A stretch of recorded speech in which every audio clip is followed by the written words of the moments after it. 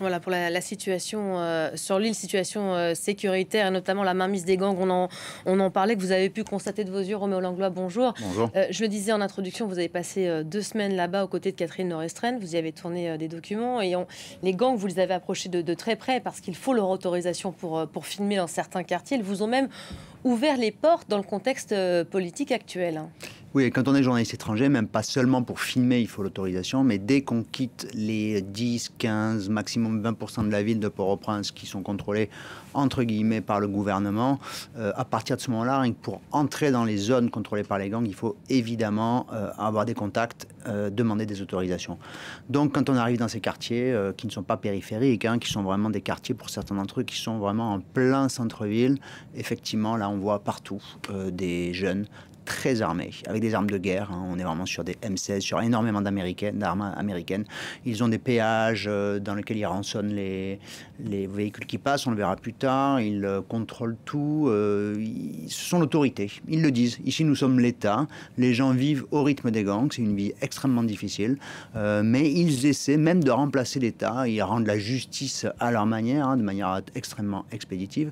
Mais effectivement, ils sont là. Et oui, vous l'avez dit, nous ont ouvert un petit peu leurs portes parce qu'ils sont à un moment, donc nous y étions au mois de mai, c'était un moment où ils voulaient montrer qu'ils étaient là, qu'ils existaient et où ils essaient aussi de faire passer un discours politique, disant que s'ils ont pris les armes, c'est parce que les politiques leur ont donné les armes et que maintenant ils se retournent contre eux parce qu'ils veulent faire la révolution en Haïti. Donc ils essaient de s'imposer comme des acteurs politiques, alors que pour l'immense majorité, ce sont d'abord des criminels de droit commun, en vue peut-être d'une négociation et de ce qu'ils recherchent avant tout, qui est une amnistie pour les nombreuses exactions qui ont été commises. Et une éventuelle intégration au sein d'un gouvernement, ça c'est quelque chose qui avait été évoqué hein, ces dernières semaines, Jacques Nézy. Est-ce que l'arrivée de cette force kenyane traduit une volonté de mettre fin à cette connivence qui existe de longue date entre les gangs, la police et certains membres au pouvoir aussi? Cette connivence va encore persister en filigrane, de façon souterraine, il faut le reconnaître, des secteurs qui ont leurs représentants au sein du Conseil présidentiel de transition. Or, ces secteurs sont tous responsables de la situation actuelle. Ils se retrouvent partie prenante dans la définition d'une solution provisoire. Or, il y a aussi des sanctions qui ont été engagées contre certaines personnalités ou certains secteurs qui se retrouvent même au sein du Conseil présidentiel de transition, mais il n'y a jamais eu une décision de justice contre des personnalités ciblées par les résolutions du Conseil de sécurité en 2023. Et il y a aussi la difficulté de ce gouvernement qui par sa proposition, a dû associer ces secteurs même, sans doute pour essayer de calmer ces secteurs et pour essayer également de donner une sorte de légitimité aux prochaines élections qui vont être organisées. Parce que si ces secteurs se trouvent dans une position de raidissement, sans doute ils ne vont pas participer aux élections, ils vont les délégitimer. Donc tout le défi pour ce gouvernement, c'est d'une part d'essayer de couper le cordon ombilical entre ces différents secteurs et aussi de lutter contre l'impunité, puisqu'on sait très bien qu'il y a 11 importateurs d'armes connus qui ont pillon sur rue.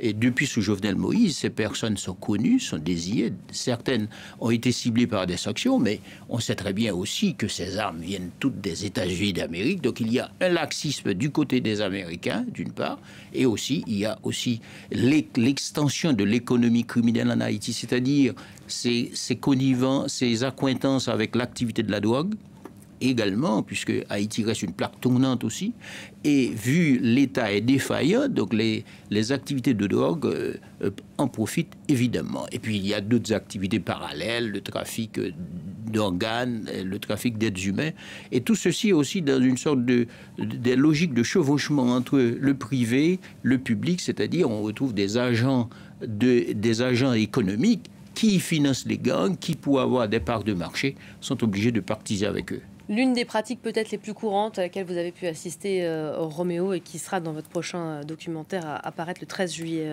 prochain, c'est le racket. Racket, activité lucrative. Est-ce qu'ils vont accepter, les gangs, les criminels, l'arrivée d'une force internationale qui mettrait fin justement à leur business? Alors, effectivement, M. Nézy l'a rappelé, les gangs, à l'origine, ils viennent des secteurs politiques. Mais petit à petit, ils ont pris une forme d'indépendance, notamment financière. Ces dernières années, ils ont multiplié des activités illicites, comme le racket. Ils rackettent systématiquement les véhicules, notamment qui passent dans les zones qu'ils contrôlent, les marchés, les commerçants, le kidnapping. Ils ont fait de l'enlèvement contre rançon une véritable industrie dans le pays. Les trafics en tout genre, notamment le trafic de drogue, le trafic d'armes. Donc, ces gangs, ce sont des activités, des entreprises criminelles avant tout.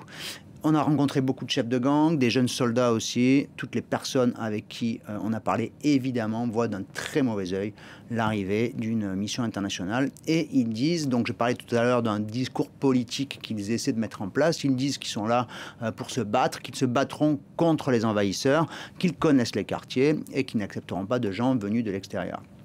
Maintenant, qu'est-ce qui va se passer? C'est encore très difficile à savoir. Ce qui est sûr, c'est que la tâche de la mission internationale sera extrêmement ardue. Si ces soldats internationaux tentent d'aller au contact, ils auront en face d'eux des gangs qui connaissent le terrain, qui sont très bien armés, qui pour certains sont prêts à se battre parce qu'ils ne veulent pas perdre évidemment leurs affaires, leurs négoces, et qui ensuite ont des boucliers humains, puisque ce sont des zones très peuplées, habitées par de très nombreuses personnes, dans des habitats extrêmement précaires. Donc, il y aura probablement des tueries, il y aura des civils qui vont tomber. Jusqu'à quel point est-ce que les opinions publiques locales et internationales seront d'accord pour accepter des bavures? C'est une des grandes questions de l'avenir de cette force multinationale. On va regarder tout de suite un extrait de votre reportage. On l'a à présent, le racket qui est absolument partout, à chaque coin de rue, finalement, qui nourrit ces gangs et auxquels se sont peut-être aussi habitués les Haïtiens ces dernières années. Regardez tout de suite un extrait de ce reportage.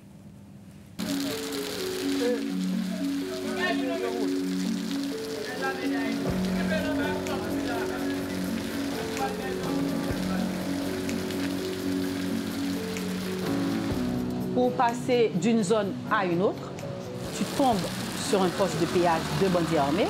Ça veut dire que tu dois lui payer un droit de passage. Nous payons les bandits armés pour avoir le droit de circuler dans notre propre pays. Chaque type de voiture a une quantité comparée. Chaque type de véhicule a son propre tarif à payer. Par exemple, si vous avez 10 camions de gaz qui passent à Martissan, ils demandent à chaque camion de payer 20 000 $. Vous voyez combien d'argent ils ont gagné? Et le lendemain, ils vont faire la même chose. Ouais, quelle quantité comme que nous fait. Demain matin encore, ils font même bagarre là.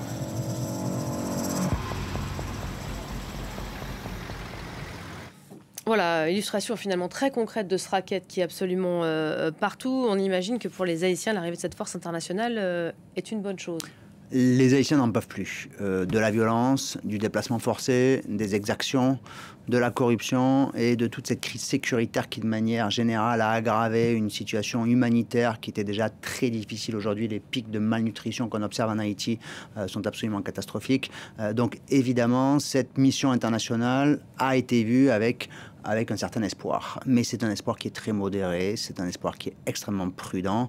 D'abord parce qu'il y a déjà eu de très nombreuses missions internationales. Depuis les années 90, il y en a eu plus d'une douzaine. Et les soldats étrangers arrivent. Et quand ils repartent, la situation continue de se dégrader. Donc elle ne change pas vraiment le quotidien des Haïtiens.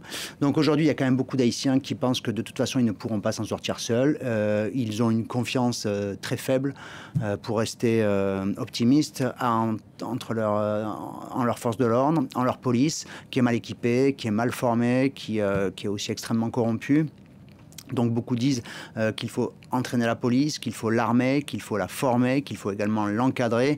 Et la plupart des personnes aussi avec qui on a parlé, qui connaissent vraiment la situation, disent ok, une force multinationale, pourquoi pas, mais à quoi va servir cette force s'il n'y a pas derrière un véritable projet politique, un projet de paix, un projet de restauration d'une nation haïtienne, de pouvoir public et notamment de la justice qui va jouer un rôle extrêmement important dans l'avenir et dans le futur du pays. Merci beaucoup, Roméo.